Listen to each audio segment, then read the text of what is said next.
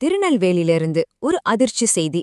வீட்ல நடந்த பிரசவத்துல கணவர் கைது செய்யப்பட்டிருக்கார். ஆமாங்க. மேலப்பாளையத்துல நடந்த இந்த சம்பவத்துல தான் ஒருத்தர் கைது செய்யப்பட்டிருக்காரு. கைது செய்யப்பட்ட கணவர் பெயர் நசீர் உசேன். அவரோட மனைவி பெயர் மொஹமத் அஸ்மா. சரி, இந்த கைதுக்கு பின்னாடி என்ன நடந்ததுன்னு இப்போ விரிவா பார்க்கலாம். முகமது அஸ்மா நிறைமாத கர்ப்பிணியா இருந்திருக்காங்க. நேத்து அஸ்மாவுக்கு திடீர்னு பிரசவ வலி வந்திருக்கு. அப்போ கணவர் நசீர் உசேன் வீட்லயே பிரசவம் பார்த்திருக்காரு. ஆனா துரதிருஷ்டவசமா பிறந்த ஆண் குழந்தை உயிரோட இல்ல. இதோட இந்த சம்பவம் முடியல. அதுக்கப்புறம் என்ன நடந்தது தெரியுமா? நசீர் உசேன் இறந்த குழந்தையோட உடல ராத்திரியா புதைச்சிட்டாருன்னு சொல்றாங்க.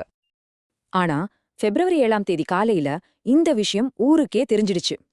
விஷயம் தெரிஞ்சதும் மக்கள் உடனே மேலப்பாளையம் போலீஸுக்கு தகவல் கொடுத்திருக்காங்க. இன்ஸ்பெக்டர் செந்தில் தங்கதுரை தலைமையில விசாரணை தீவிரமா நடந்தது. கடைசியா வீட்டு பிரசவத்தை உறுதி செஞ்சு நசீர் உசேனை கைது பண்ணாங்க.